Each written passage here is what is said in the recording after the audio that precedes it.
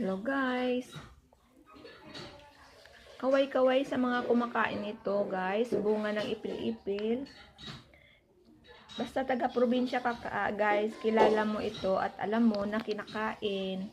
Masarap ito guys. Katulad nito. Ito yung laman niya guys. Oh. Masarap yan guys. Actually, sabi nila, pag kumain ka nito, kasi nung maliit ako, ito rin kinakain ko. Naku, lumalabas mga bulati sa tiyan guys. Sa totoo lang. Tested and proven na. Nahihilo yata sila. Kaya guys, oh.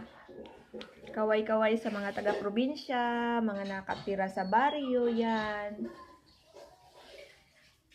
Hanggang ngayon, kumakain pa rin ako nito guys.